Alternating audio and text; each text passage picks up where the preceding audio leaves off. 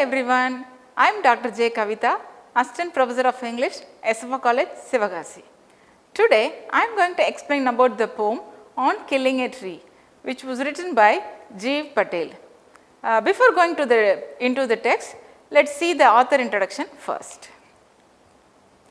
Gieve Patel is linked with creativity and compassion. Gieve Patel, who was born in Mumbai, India, is a multi-talented person who has achieved success in a range of fields including poetry, playwriting, art and medicine. He is purely a genuine Renaissance man of our day. You can see his literary face in this slide. His poems and writings are evidence of his passionate care for nature. On Killing a Tree is a sensitive poem. In this poem, Gieve Patel equates trees with humans to convey that trees should not be cut because destroying trees is just like killing a human being. Now, let us look into the poem. First stanza, it takes much time to kill a tree. Not a simple jab of the knife will do it. It has grown slowly, consuming the earth, rising out of it, feeding upon its crust, observing years of sunlight, air, water, and out of its leprous hide, sprouting leaves.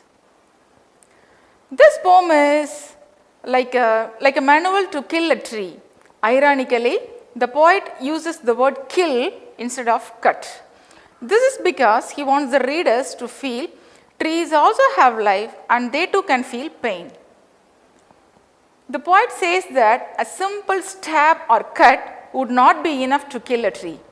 It would only hurt the tree, which would be strong enough to handle the pain. A plant grows gradually and it is rooted deeply in the soil. It takes nutrition from the soil to grow into a big tree. The tree is firmly bound with the soil. It takes years and years of sunlight, water and air to grow into a strong trunk and have numerous leaves, isn't it? Yes, the phrase leprous hide is a metaphorical comparison here between the tree's bark and the skin of a person who is suffering from leprosy, which causes his skin damaged. The irony lies in the contrast between the unattractive leprous bark and the fresh green leaves that sprout from it, which symbolizes life and regeneration despite the tree's rough exterior. Let us go to stanza 2. So, hack and chop. So, what I have seen in the first stanza, not a simple jab, okay. Here in stanza 2, hack and chop, but this alone won't do it. Not even chop would not make it. Not so much pain will do it.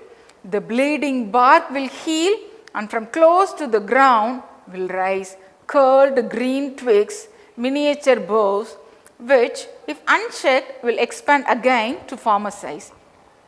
Humans cut and chop the tree repeatedly, but this alone cannot destroy a tree.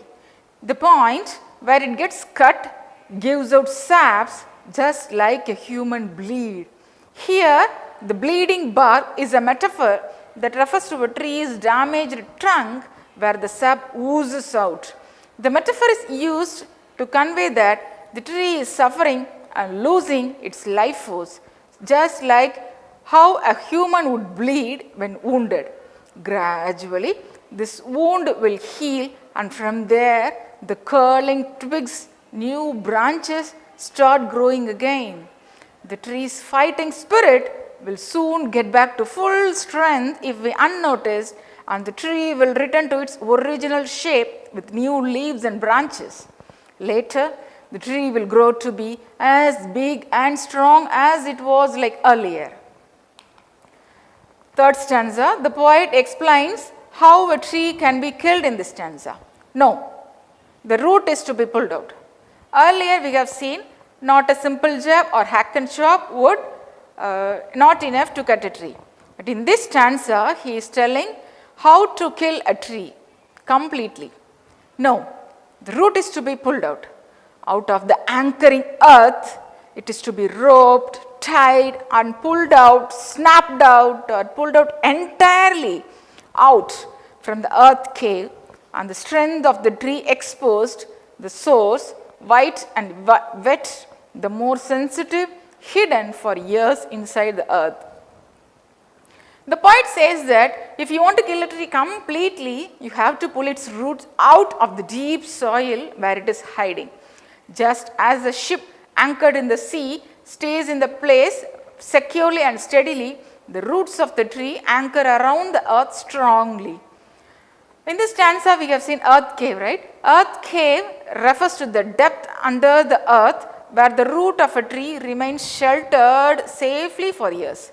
It is firmly attached to this point, and a cave-like hollow is created where the root is pulled out. We need to rope the roots tight and pulled out from the ground. Next stanza, then the matter of scorching and choking in air and sun. In sun and air, browning, hardening, twisting, withering, and then it is done. All we know that the root of a tree is the source of its strength. We all know, right? Yes. Once it is pulled out, it can no longer nurture the tree. Here, the root is sensitive to sunlight and air. Once it is exposed, it gets dehydrated, brown and twisted.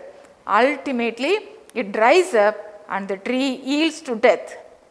The poem conveys the message that human beings have destructive temperament towards nature, but Mother Nature has regenerative powers and cannot be destroyed easily.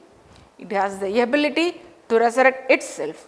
Also, the tree teaches us that mere physical assault cannot ruin us.